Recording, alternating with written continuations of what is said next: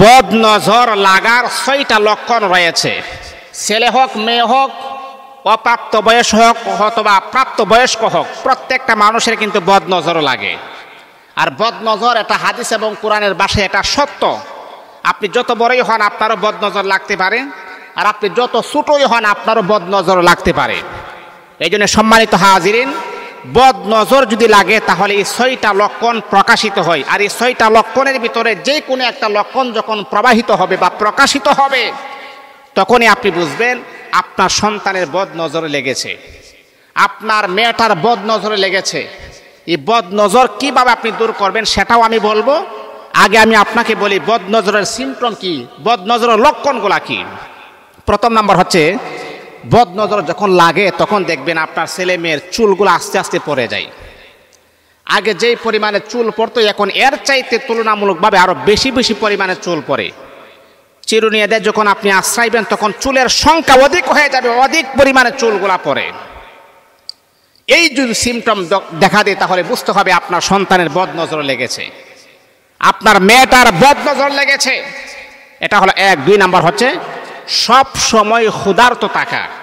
খাবার খাওয়ার পরও তার পেটের মাঝে এক পরিমাণের ক্ষুধা থাকে, কিছুক্ষণ পরে আবার ক্ষুধার্ত অবস্থায়, তার খাবার খাওয়ার পরে সে ক্ষুধার্ত অবস্থায় থাকে। এটা হলো 2 নাম্বার। 1 নাম্বার হলো আপনারা মেয়েটার আপনি দেখবেন চুলগুলা অঝরে পড়ে যাচ্ছে। 2 নাম্বার হলো ক্ষুধার্ত থাকা। 3 নাম্বার হলো অলসতা চলে আসা। আগে যেই পরিমাণ এই সন্তানগুলা লেখাপড়া করতে এখন আর লেখাপড়ার দ্বারে কাছে যাই না, এই মেয়েটা যেই পরিমাণ পরিশ্রম করতে এখন আর পরিশ্রম করে না, তার মাঝে একটা অলসতা চলে আসে। এর মানে হলো বদ নজর লেগেছে। বদ নজর যতক্ষণ পর্যন্ত না সরাবেন ততক্ষণ পর্যন্ত আপনার ছেলে মেয়ের এইরকম অবস্থা কখনো দূর হবে না।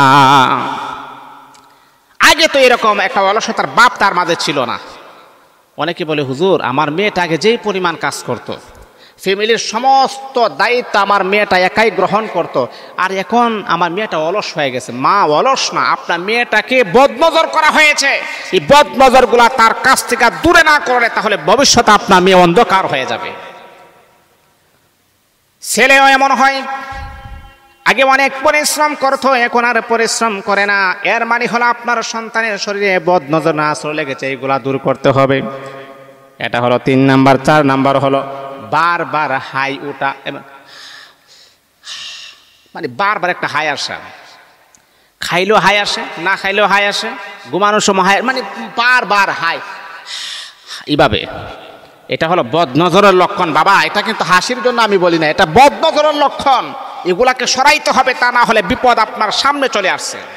এটা 4 নাম্বার। 5 নাম্বার হচ্ছে সব সময় রাগান্বিত থাকা। ভালো কথা বললে রাগ উঠে যায়, খারাপ কথা বলে তো রাগ আছে, আপনি ভালো কথাও যখন তাকে বলবেন তার রাগ, প্রচন্ড রাগ তার উঠে যায়। প্রচন্ড রাগ দূর করার জন্য তার শরীরে বদনজরের আসন আছে। বাবা, বদনজর যতক্ষণ পর্যন্ত না সরাবেন ততক্ষণ পর্যন্ত তার শরীরের মাঝে 24টা ঘন্টা রাগ থাকবে। ভালো কথা বললেও তার রাগ উঠে যাবে। এটা তার কোনো ব্যক্তিগত কোনো বিষয় না, এটা হলো বদনজরের আসর। এগুলা দূর করতে হবে। 5 নাম্বার। 6 নাম্বার হলো অকারণে সে কান্না করবে, কোনো কারণ ছাড়াই কান্না শুরু করে দিবে। এই 6টা লক্ষণ যদি বাবা প্রকাশিত হয়, ছেলে হোক অথবা মেয়ে হোক, প্রাপ্তবয়স্ক হোক অথবা অপ্রাপ্তবয়স্ক হোক, এই 6টা লক্ষণের যে কোনো লক্ষণ যদি প্রকাশিত হয় তাহলে বুঝতে হবে তার শরীরে বদনজরের আসর আছে। এগুলা দূর করতে হবে। ও বন্ধু আমার, কিভাবে আপনি দূর করবেন? 1 নাম্বার হলো সূরাতুল ফাতিহা আপনি 7 বার পড়বেন, সূরা ইখলাস আপনি 7 বার পড়বেন, আয়াতুল কুরসি আপনি 11 বার পড়বেন, সূরা বাকারার এই শেষের 2টা আয়াত আপনি 11 বার পড়বেন।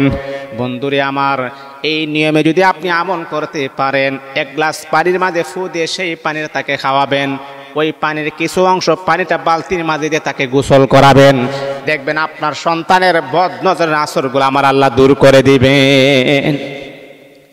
আপনি যদি না পারেন তাহলে আমাদের সাথে যোগাযোগ করবেন, আমি পাঠিয়ে দিব, জিনিস পাঠিয়ে দিব। আপনি আমার খরচটা দিলেই হবে, আমি জিনিস পাঠিয়ে দিব। ইনশাআল্লাহ বদনজরের আসর দূর হয়ে যাবে। আল্লাহ পাকের অশেষ মেহেরবানিতে আপনার সন্তান আগের চাইতে আরো সুস্থ হবে। দেখবেন আগের চাইতে আরো তুলনামূলকভাবে আরো কর্মঠ হবে। আল্লাহ পাক আমাদের সকলকে বুঝার তৌফিক দান করুন।